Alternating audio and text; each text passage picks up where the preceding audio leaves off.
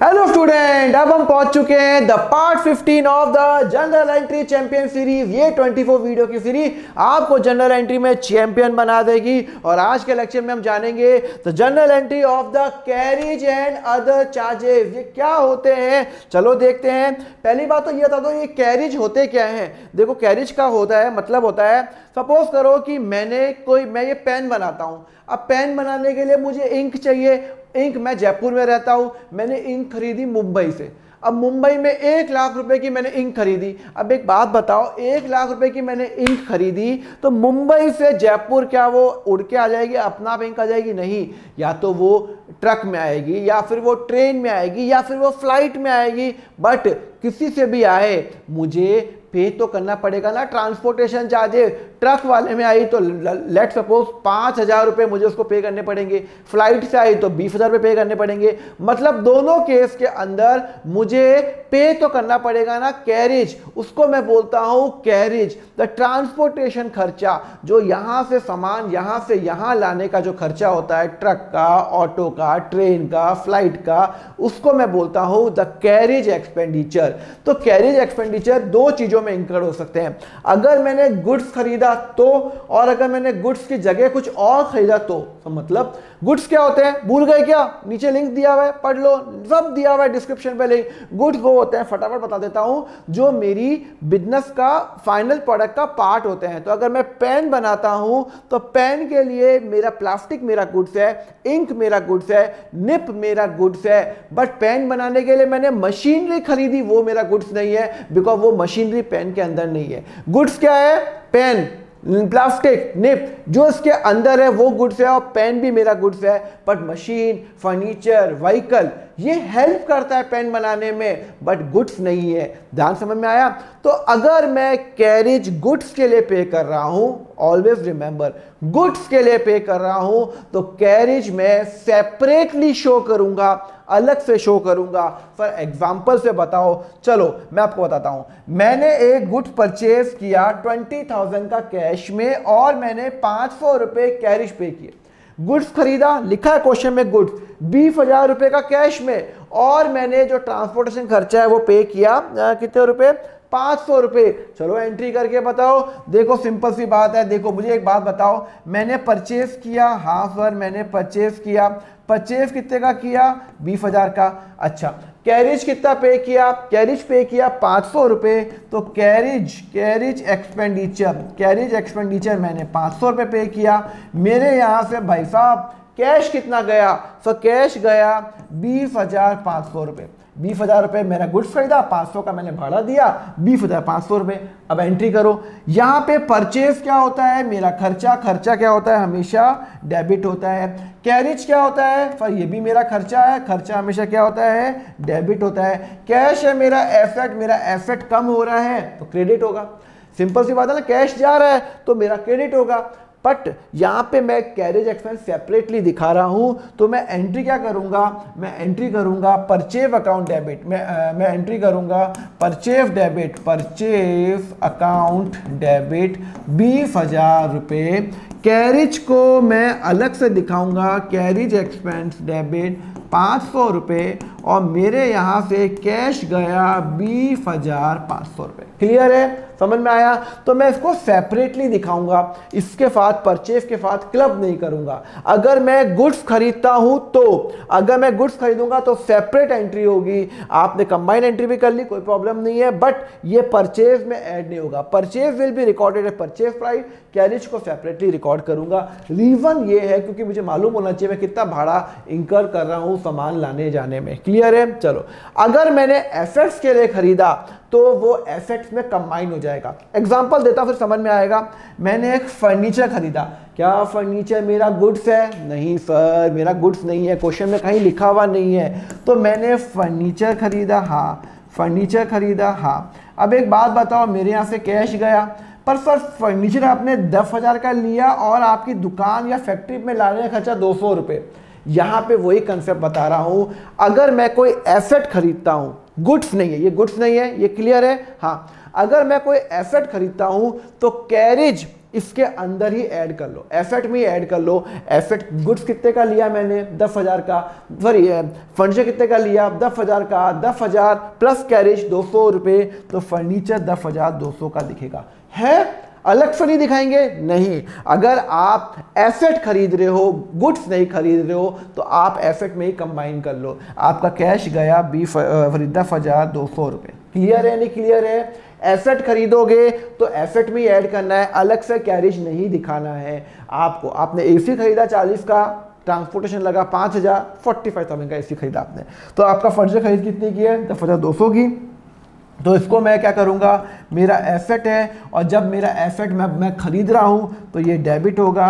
Cash मेरा asset है, और जब मेरा एसेट जाता है तो वो क्या होता है, क्रेडिट होता है। तो मैं मेरा एंट्री क्या होगी, furniture account debit to cash. मैं एंट्री करूँगा कि भैया मैंने फर्नीचर ख़रीदा और मेरा यहाँ से कैश गया 10,200, 10,200। क्लियर है नहीं क्लियर है? आपको समझ में आया? हाँ सर क्लियर है। ओके, तो अलग से नहीं दिखाया, देखो अलग से नहीं दिखाया। जब मैंने गुड्स खरीदा तो अलग से दिखाया, पर जब मैंने एसेट खरीदा तो मैंने अलग से नहीं दिखाया। यही मुझे बताना था। देखो ना, मैंने यहाँ पे यार बना रखा है, स्क्रीनशॉट लो, सेव करो। ओके चलो आगे बढ़ते हैं ना। चलो चलो चलो, अब बड़ा अच्छा पॉइंट है। चलो मैंने देखो मशीन मैंने खरीदी 2 लाख की, ठीक है, मैंने मशीन खरीदी, हाँ मशीन खरीदी, ओके 2 लाख की। इंस्टॉलेशन चार्जेस हुआ 3,000, फ्रेट हुआ 1,000। मैंने आपको एक पॉइंट बताया हुआ कॉस्ट कंसेप्ट में, अकाउंटिंग प्रिंसिपल में, जो जो खर्चे एसेट लाने में और एसेट को यूजेबल कंडीशन बनाने में इंकर्ड होते हैं वो हमेशा एसेट में ऐड हो जाते हैं। तो मशीन 2 लाख की खरीद ली, जब तक उसको इंस्टॉल नहीं होगा कुछ काम ही नहीं है, 3,000 रुपये इंस्टॉलेशन लग गए। फिर उसको लाने का खर्चा वो भी मैं मशीन में ऐड करूंगा, तो 3,000 प्लस 1,000, तो 2,04,000 रुपये। 2,04,000 रुपये की मैंने मशीन भी खरीदी, और मेरे यहाँ से कैश गया 2,04,000 रुपये। कैश है मेरा, एसेट मेरा कम हो रहा है। जब जब मेरा एसेट कम हो रहा है, मशीन मेरी बढ़ रही है, एसेट मेरा बढ़ रहा है, तो वो डेबिट होगा।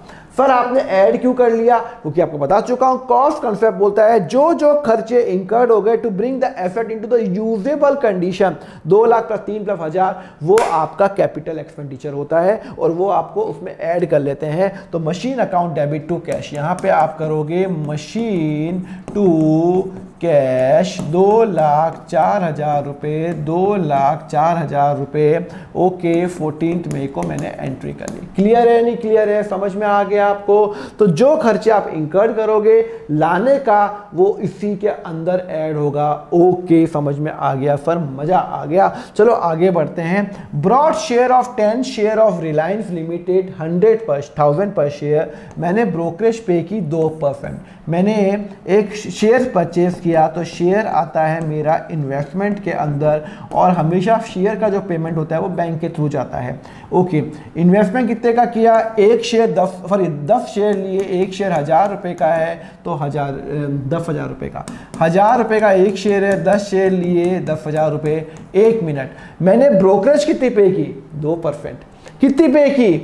2%। तो एक बात बताओ, जब मैंने शेयर खरीदा 10,000 का, तो मैंने ब्रोकरेज भी पे की होगी जिससे मैंने खरीदी। आप ब्रोकरेज पे करते हो ना, जो भी आपका ब्रोकिंग हाउस होगा, आप शेयर खान से लो या आप जीरोदा से लो, किसी से भी लो, आपको ब्रोकरेज पे करनी पड़ेगी। तो आपकी जो ब्रोकरेज है वो है 2%, मतलब 200 रुपये। इस पे 200 रुपये, भाई 2% लिखा है, 2%, तो 10,000 पे 200 रुपये, 10,200 रुपीज़। तो 10,200 rupees is my investment cost. ये ऐड करूंगा, ये भी मेरा खर्चा है, ये भी मेरा खर्चा है, तो टोटल 10,200। तो यहां पे मैं क्या करूंगा, 10,200 और 10,200 मेरा गया, ये होगा मेरा क्रेडिट, बिकॉज ये मेरा एसेट है, और ये मेरा एसेट है, मेरा बढ़ रहा है। जब जब एसेट बढ़ता है तो वो हो जाता है डेबिट। तो मैं एंट्री क्या करूंगा, मैं एंट्री करूंगा इन्वेस्टमेंट डेबिट, और मेरे यहाँ से बैंक गया और 10,200। ठीक है ना, समझ में आया? चलो अगर ये समझ में आया तो एक देखो, मैंने कंबाइन सब इसी में कर दिया, अलग से ब्रोकरेज नहीं दिखाया। नहीं दिखाना, आप अगर गुड्स खरीद रहे हो तो अलग से दिखाना, बाकी नहीं दिखाना। अब आया बड़ा इंपॉर्टेंट, इसमें आप 100%, 99%, चलो एक आध बच्चा तो पता ही देगा, 99% आप गलत आंसर करने वाले हो। हाँ मैं आपको बोल रहा हूं, एक काम करो, वीडियो पॉज करो, अटेम्प्ट करके दिखाओ, अटेम्प्ट करो और मुझे बताओ उसका आंसर क्या है। अरे कमेंट पे लिखो, ये मत सोचो कि लोग हंसेंगे, क्या करेंगे, क्या गलत आंसर कर दिया। अरे आप अपना काम करो ना, कौन देख रहा है यूट्यूब में आपका कमेंट, आप तो कमेंट करो और आगे बढ़ो। चलो 420 शेयर ऑफ टाटा स्टील 500 रुपये। मैंने टाटा स्टील के कितने शेयर सोल्ड किए, 20 इंटू 500 रुपये इज इक्वल टू 10,000 रुपये। ओके, बोलता है मैंने ब्रोकरेज पे की 2%, तो ब्रोकरेज कितनी हुई, पर मेरी ब्रोकरेज हुई 2%, तो उसका मतलब है 200 रुपये। हाँ, तो टोटल मेरा इनकम कितनी हो गई, कौन बोला 10,200, कौन बोला 10,200 की मैंने सेल्स की, इन्वेस्टमेंट की, नहीं, मैंने सेल्स 10,200 की नहीं की, 9,800 की। सर क्यों, यही तो आपने गलती की होगी। देखो मैंने ये बेचा है, मैंने बेचा है शेयर, मैंने शेयर बेचा है। जब मैं शेयर बेचता हूं तो वो क्या आता है, वो मेरी इन्वेस्टमेंट मेरी सेल हो रही है। तो मैंने ये सेल किया है 10,000 रुपए का, तो यहां पे मेरी इनकम हो रही है 10,000 रुपीज मेरी इनकम हो रही है। और ये जो ब्रोकरेज है ना, ये मेरा खर्चा है, तो ये दोनों ऐड नहीं होंगे, ये दोनों माइनस होंगे। देखो ना, 10,000 का मैंने सेल किया और 200 का मैंने खर्चा किया, तो 10,000 रुपए मेरे पास पैसे आएंगे और 200 रुपए मैंने ब्रोकरेज दी है, तो नेट अमाउंट 9,800 मेरे बैंक अकाउंट में आएंगे। अरे बट ऑब्वियस ना, मैंने इन्वेस्टमेंट बेचा 10,000 का, तो मेरे बैंक अकाउंट में 10,000 रुपए ऐड हो जाएंगे। बट ब्रोकरेज वालों ने 200 रुपए चार्ज कर लिया, तो मेरे बैंक से 200 रुपए कम हो जाएंगे, तो टोटल 10,200 नहीं 9,800 रुपीज मेरे बैंक में आएंगे। बस यही मुझे इसमें पॉइंट बताना था कि मेरा बैंक अकाउंट 9,800 से बढ़ेगा, 10,200 से नहीं बढ़ेगा।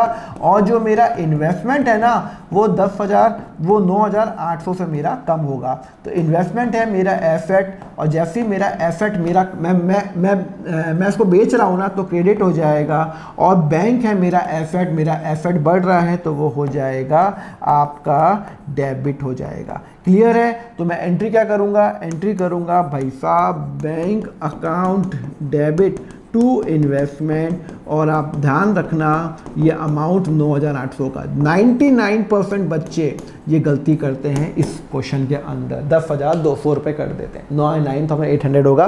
पैसा आया, बैंक डेबिट, इन्वेस्टमेंट गया, क्रेडिट। फिर समझ में आया? चलो नेक्स्ट लेक्चर में हम पढ़ेंगे ड्राइंग की जनरल एंट्रीज क्या होंगी। देखो ये जनरल एंट्रीज है, पर वो नेक्स्ट लेक्चर में, ठीक है ना। लेक्चर लाइक करना मत भूलना, आपका लाइक मेरे लिए बड़ा इंपॉर्टेंट होता है। यूट्यूब एल्गो ऐसे ही काम करता है, आप लाइक करोगे तभी तो मेरा चैनल ग्रो करेगा। तो लाइक करना, सब्सक्राइब जरूर कर देना, ऐसी वीडियो लाता रहूंगा, short video, long video, marathon video, सब कुछ। पर आपको अकाउंट्स में ऑसम बनाने की जिम्मेदारी मेरी। And yes you can also contribute any amount, 40 rupees, 100 rupees super thanks के थ्रू। एंड जस्ट मेरा Telegram channel, WhatsApp group join कर लेना, कभी कभी वहां पे नोट शेयर कर लेता हूं मैं। एंड जस्ट मेरा पूरा कोर्स अवेलेबल है accountfunda.com पे, क्लास 11th का 160 आवर्स का अराउंड 400 क्वेश्चन मैंने सॉल्व कराया है step by step white board पे। 12th का 240 आवर्स का अराउंड 1000 क्वेश्चन खुद ड्राफ्ट किए हुए हैं एंड पूरे सॉल्व कराए हैं 240 घंटे के अंदर। बहुत सारे बच्चों के 100% मार्क्स बोर्ड्स में आए हुए हैं, बहुत ही अफोर्डेबल रेट पे वहाँ पे आपको मिल जाएगा। And just thank you very much. Subscribe तो आप कर ही लोगे, यूं ही प्यार बनाए रखो। Thank you very much, have a nice day, take care.